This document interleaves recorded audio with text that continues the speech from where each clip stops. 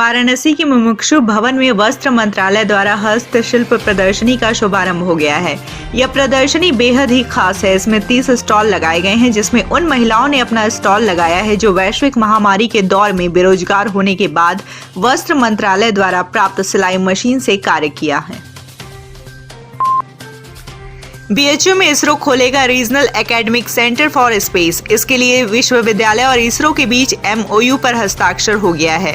भारतीय अंतरिक्ष कार्यक्रम की फ्यूचर टेक्नोलॉजी में एडवांस रिसर्च और उन्नत अनुसंधान को नई दिशा देने के लिए IIT बीएचयू और भारतीय अंतरिक्ष अनुसंधान संगठन इसरो के बीच बुधवार को समझौता ज्ञापन पर हस्ताक्षर हुआ।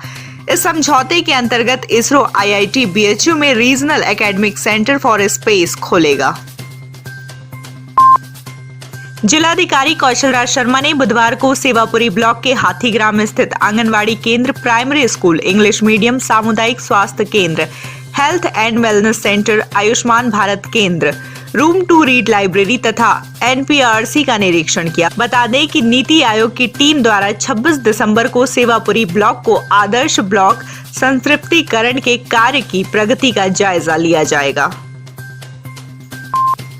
किसान नेता चौधरी चरण सिंह की जयंती पर वाराणसी में बुधवार को प्रगतिशील समाजवादी पार्टी के नेताओं और कार्यकर्ताओं ने महात्मा गांधी काशी विद्यापीठ स्थित भारत माता मंदिर में केक काटा और नए कृषि बिल का विरोध कर रहे किसानों के समर्थन में किसानों की मांगों को मानने के लिए सरकार से मांग किया।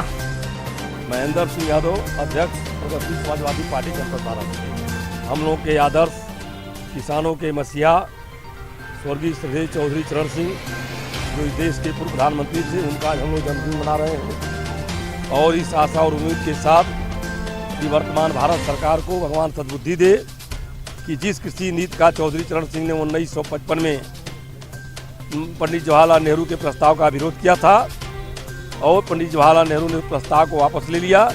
और मैं आप लोगों के माध्यम से और किसान दिवस के रूप में मना रहे चौधरी चरण के जन्मदिन पर सरकार से मांग करता हूँ कि समय रहते किसी बिल को वापस लिया जाए। सोशल मीडिया पर एक वीडियो वायरल हो रहा है जिसमें वाराणसी फैंटम पुलिस के सामने ही कुछ दबंग मारपीट कर रहे हैं। मारपीट में घायल होने वाला व्यक्ति कैरम का राष्ट्रीय खिलाड़ी अभिषेक विश्वकर्मा है, जिसे दबंगों ने लोहे की रॉड और डंडों से इतना मारा कि वह वहीं घायल होकर गिर पड़ा। घायल खिलाड़ी को जिला मंडलीय अस्पताल कबीर चौरा में भर्ती कराया गया। पीड़ित के परिवार ने कैंट थाने में इस मामले में लिखित तहरीर दी है।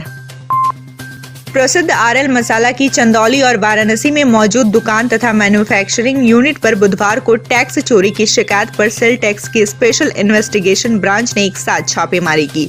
छापेमारी का नेतृत्व SIB के डिप्टी कमिश्नर JP मौर्य कर रहे थे। RL मसाले की पड़ाव स्थित कुमार औद्योगिक विकास प्राइवेट लिमिटेड के साथ ही विश्वेश्वरगंज स्थित दुकान और सारनाथ में स्थित मैन्युफैक्चरिंग यूनिट में सेल टैक्स की स्पेशल इन्वेस्टिगेशन ब्रांच ने छापेमारी की है। मामला सेल्स टैक्स की चोरी से जुड़ा बताया जा रहा है।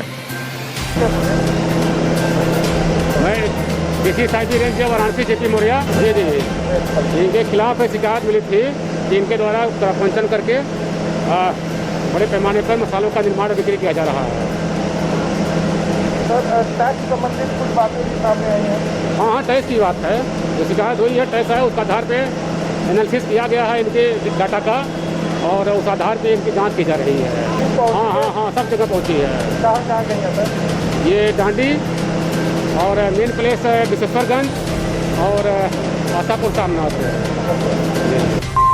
वाराणसी कलेक्ट्रेट में वकीलों ने बुधवार को जबरदस्त प्रदर्शन करते हुए कई विभागों को बंद करा दिया।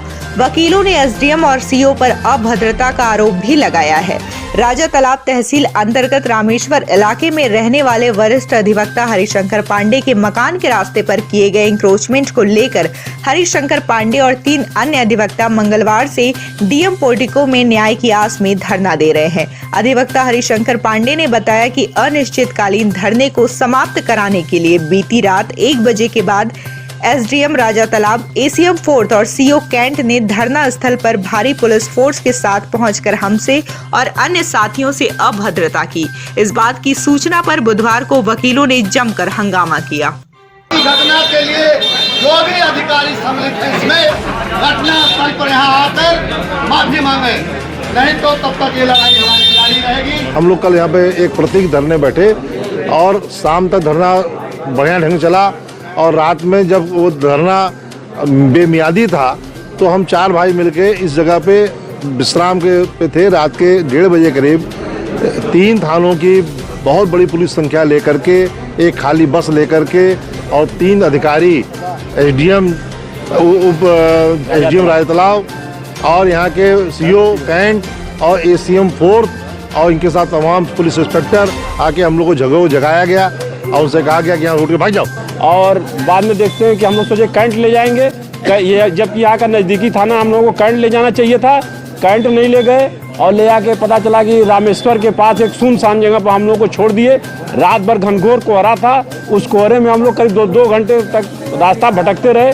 किसी तरीके से हम लोग सुबह 3-4 बजे आपके घर पहुँचे हैं, वहाँ हम लोग रहे हैं। कांग्रेस के थाली बजाओ सरकार जगाओ प्रदर्शन के आह्वान पर वाराणसी प्रशासन अलर्ट, कई नेता नजरबंद। पिछले 28 दिनों से कृषि कानून के विरोध में किसानों का आंदोलन जारी है। ऐसे में बुधवार को किसानों के नेता तथा पूर्व प्रधानमंत्री चौधरी चरण सिंह की जयंती पर उत्तर प्रदेश कांग्रेस कमेटी ने थाली बजाओ सरकार जगाओ प्रदर्शन का आयोजन किया। इस प्रदर्शन में कांग्रेस कार्यकर्ताओं को स्थानीय विधायक सांसदों के घर पहुंचकर थाली बजाना और किसानों के हक की मांग करना है। इस आह्वान पर अलर्ट वाराणसी पुलिस ने कई कांग्रेसी नेताओं को उनके घरों में नजरबंद कर दिया।